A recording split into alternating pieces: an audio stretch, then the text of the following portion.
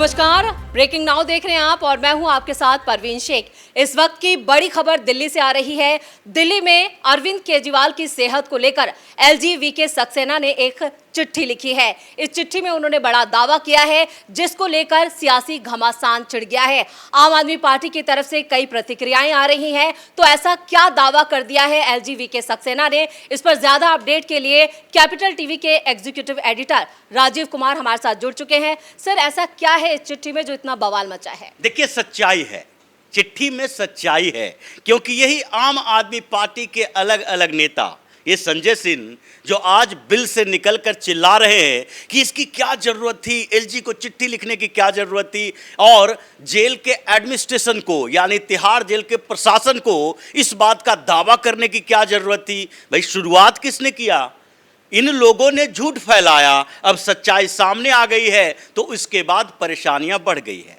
शुरुआत किसके तरफ से की गई? अरविंद केजरीवाल की पार्टी के लोगों ने पहले मीडिया में यह बात कही, केजरीवाल का वजन घट रहा है, भारतीय जनता पार्टी है जो केजरीवाल की हत्या करवाना चाहता है, केजरीवाल कुछ दिन के अंदर कोमा में चले जाएंगे, अब उनको जमानत नहीं मिली, जेल से बाहर नहीं आए तो उनकी लाश जेल से बाहर आएगी। ये जो घटिया और झूठे आरोप, झूठी बातें, लोगों को भ्रमित करने की कोशिश किसने की? आम आदमी पार्टी के लोगों ने की। फिर इसके एक स्टेप आगे बढ़ के ये अभिषेक मनु सिंघवी कोर्ट में पहुंचे तो कोर्ट में भी जमानत के लिए यही बात कही गई। देखिए, इंसुलिन नहीं दिया जा रहा है इनको, जो इनकी तबीयत खराब रहती है, शुगर लेवल अप डाउन होते रहता है, उसके लिए आहार नहीं दिया जा रहा है। पहले तो इनके पास सुनीता टिफिन सर्विस थे, सुनीता भाभी जाती थी टिफिन लेकर, और मुलाकात करने के लिए टिफिन लेकर जाते थे कौन? विभव कुमार। अब वो भी विभव जो बगल के जेल के दूसरे बैरक में है,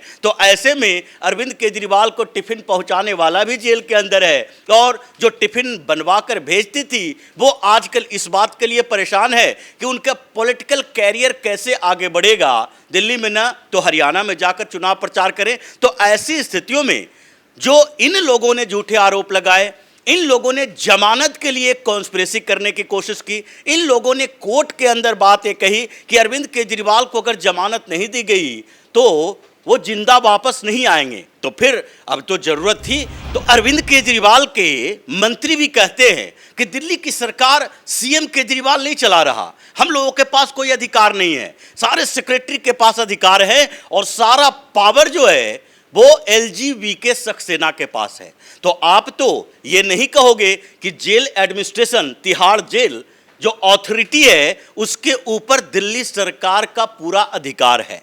आपके जेल मंत्री होते हैं, जो जेल मंत्री पिछली बार जब जेल के अंदर थे तो मसाज कराते हुए पकड़े गए थे, यही सत्येंद्र जैन, उस समय जेल मंत्री यही हुआ करते थे उससे पहले, और फिर जेल में जेल मंत्री को भेजा गया तो उनको लगा सारे अधिकारी तो मेरे मुट्ठी में हैं, और उसके बाद उन्होंने अपना मसाज पार्लर वहां शुरू कर दिया। तो आप ये नहीं स्वीकार करते हो कि तुम्हारे अंदर मंत्रालय होने के बावजूद तुम्हारा कोई अधिकार उसके ऊपर है, तुम हर चीज का ठीकरा एलजी के ऊपर फोड़ते हो, और अगर बाय द वे तुम जो चाहते हो वही हो गया, अगर जिस तरीके से अरविंद केजरीवाल जेल के अंदर नौटंकी कर रहा है, जिस तरीके से अरविंद केजरीवाल अपने ऊपर घात कर रहा है, ये कहा जाता है कि विश्वासघात किया जाता है दूसरे के ऊपर हमला किए जाते हैं, ये तो अपने लिए सुसाइडल अटेम्प्ट है। इसी बात की चर्चा ये भारतीय दंड संहिता में हो रही थी, और उसमें यही शब्द जोड़ा गया है कि अगर कोई पब्लिक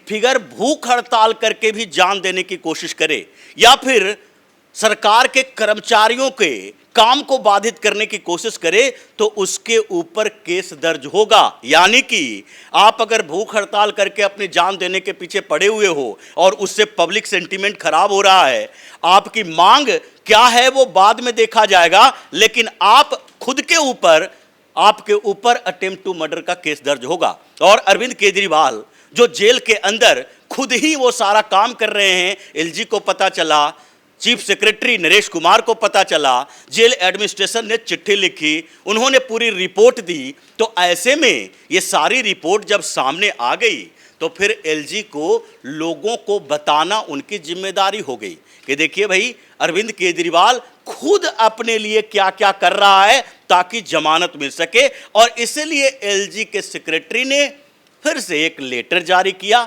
और बताया कि अरविंद केजरीवाल की वजन की बात की जा रही है, उनकी सेहत की बात की जा रही है, तबीयत खराब होने की बात की जा रही है। और ये इसमें एक एंगल बताया जा रहा है, उसमें कहा जा रहा है केजरीवाल का वजन कम हो गया।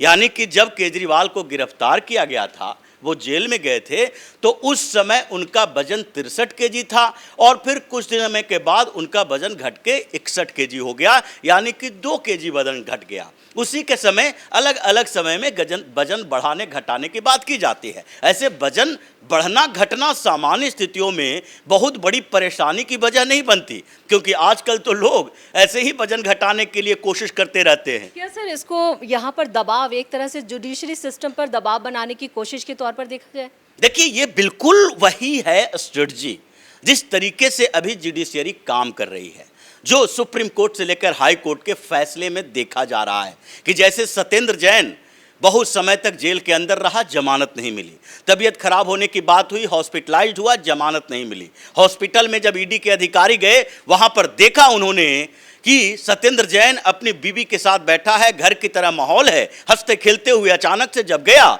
तो उसने बगल में रखे हुए ऑक्सीजन मास्क को अपने चेहरे पर लगा लिया। और उसके बाद ये जब सारे रिपोर्ट गई तो फिर से आप हॉस्पिटल में नहीं जा सकते, जेल के अंदर ही रहना पड़ेगा। आपकी मेडिकल रिपोर्ट करवाई गई, जांच करवाई गई कि देखिए एलएनजेपी हॉस्पिटल हो, यह जयप्रकाश नारायण हॉस्पिटल है या फिर संजय गांधी हॉस्पिटल है, दिल्ली सरकार के जितने हॉस्पिटल हैं वो तो दिल्ली सरकार के अंदर हैं और वहां से रिपोर्ट पर भरोसा नहीं है, न सीबीआई को न ईडी को। और यही बात बाद में कई जगहों पर की गई, चाहे तमिलनाडु में पकड़े गए, बालाजी पकड़ा गया तो वो भी ऐसे ही काम करना शुरू कर दिया, पश्चिम बंगाल में पकड़ा गया, ऐसे ही काम करना शुरू कर दिया, तबीयत खराब होने का बहाना। तो हर समय सुप्रीम कोर्ट ने भी बाद में मजबूरी में कहा कि नहीं, एम्स के तहत इन लोगों का मेडिकल रिपोर्ट आनी चाहिए, मेडिकल चेकअप होनी चाहिए, ट्रीटमेंट होनी चाहिए। तो इसलिए अब केजरीवाल के पास क्या है, जैसे सत्येंद्र जैन ने अपनी सेहत को खराब कर लिया, दाढ़ी बढ़ा ली, परेशान दिख रहा था, मरा हुआ दिख रहा था, सुप्रीम कोर्ट, हाई कोर्ट, हर जगह पर ये वही चेहरा लेके जा रहा था। सुप्रीम कोर्ट के जज साहब को दया आ गई, उन्होंने बेल दे दिया कि जाओ भाई कुछ दिन बाहर में जाकर सेहत ठीक करके आओ। और सेहत ठीक करके फिर से जैसे ही वो बाहर गया, तबीयत ठीक होने लगी, उसके बाद फिर से उनका मेडिकल बेल जो है कैंसिल कर दिया गया, जेल में भेज दिया गया। अरविंद केजरीवाल ये चाह रहा है कि अभी तबीयत खराब होने की बात करें और उसके बाद हमें इसका फायदा जुडिशरी से मिल जाए, क्योंकि पिछली बार जब अरविंद केजरीवाल को अंतरिम जमानत दी गई 21 दिन के लिए, क्यों? डेमोक्रेसी की हत्या हो रही है। अगर लेवल प्लेइंग फील्ड तैयार नहीं किया गया तो चुनाव तो धाराशायी हो जाएगा, एक तरफा बताया जाएगा। सुप्रीम कोर्ट के जजों को लगा, जस्टिस खन्ना हो या जस्टिस दीपांकर दत्त हो, इन लोगों को लगने लगा कि मन में विचार आया कि डेमोक्रेसी में जरूरी है चोर, डकैत, गुंडे, मवाली, मर्डरर जितने भी लोग हैं वो राजनीति में हैं, जेल के अंदर हैं, तो वो भी बाहर जाकर चुनाव प्रचार करना चाहिए उनको। और अरविंद केजरीवाल उन सबसे विशेष है, तो इनको जमानत दे देनी चाहिए। कोई बात नहीं है, जमानत दे दिया। 21 दिन के बाद फिर अरविंद केजरीवाल ने क्या कहा? उसने कहा 7 दिन और चाहिए क्योंकि मेरी तबीयत खराब है। तबीयत खराब क्या है? होल्टर लगाना है, हार्ट का इलाज कराना है, कैंसर हो सकता है, ऐसे संभावनाएं दिख रही है, रिपोर्ट मेडिकल आना है, मैक्स से इलाज कराने के लिए उसके डॉक्टर को बुलाया। अब भाई दिल्ली का चीफ मिनिस्टर है, दिल्ली के अंदर जो सरकारी प्राइवेट जितने हॉस्पिटल हैं, डॉक्टर हैं, सब तो उनको उसी तरह से ट्रीटमेंट करते हैं। और उन्होंने भी ऐसा ही कहा, नहीं है बहुत सारे चेकअप की जरूरत है, तो इसलिए उसने तो रिपोर्ट दे दिया।